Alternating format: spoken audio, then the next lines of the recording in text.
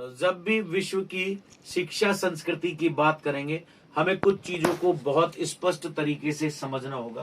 पहली बात तो, जब तक हम लोग यूनान नामक देश को नहीं पढ़ेंगे शारीरिक शिक्षा में, तब तक शारीरिक शिक्षा के अंदर हम लोग आधारभूत तथ्यों तक नहीं पहुंच पाएंगे।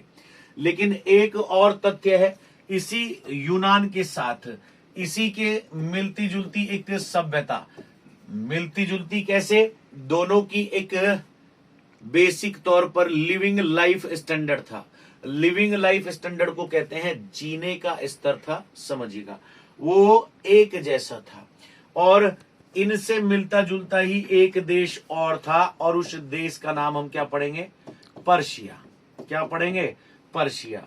और फिर जब हम लोग इनसे थोड़ा सा अलग हटकर चलेंगे तो एक देश के नाम को और हमें जानना पड़ेगा, और वो देश कौन सा होगा, जर्मनी। तो जब तक हम लोग इन बेसिक चीजों को ना समझ जाए, तब तक हम लोग आगे नहीं बढ़ सकते। पहली बात तो, प्रश्न क्या कह रहा है, रोमन काल में किस कारण से खेलों को उचित आश्रय मिला, ध्यान दीजिएगा। पहली बात तो हमें एक चीज यही क्लियर करनी है, यूनान खेलों की दृष्टि से खेलों का स्वर्ण काल कहलाया। कौन सा काल कहलाया, स्वर्ण काल कहलाया। अंकिता बेनीवाल के लिए लेट हो गई, कोई बात नहीं। और खेलों की जब हम लोग बात करें तो रोमन काल कौन सा काल कहलाया, ध्यान दीजिएगा।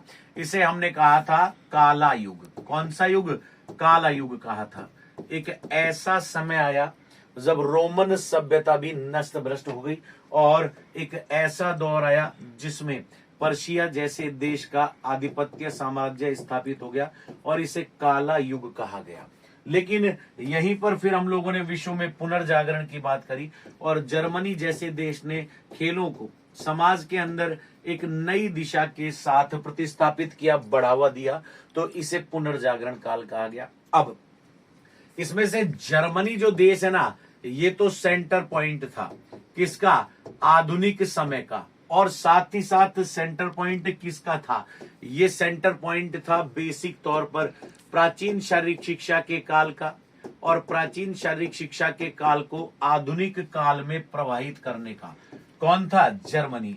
जर्मनी के बारे में जब भी कभी बात आएगी, और हमें यह समझना है कि आधुनिक काल में खेलों की जब बात करी तो कौन से देश के ऊपर हम लोग बेहतर तरीके से बात करेंगे। पूजा प्रजापत कह रहे हैं आज थोड़ा लेट हो गई, यही तो बात है। मैंने कहा ना, हमारे जो रेगुलर प्रतिभागी हैं वो आज मुझे नजर नहीं आ रहे थे, इसलिए मैंने एक कमेंट किया था। अब वापस आइए, इस प्रश्न को समझ लीजिएगा। प्रश्न क्या था, फिर से मैं मेरे विद्यार्थी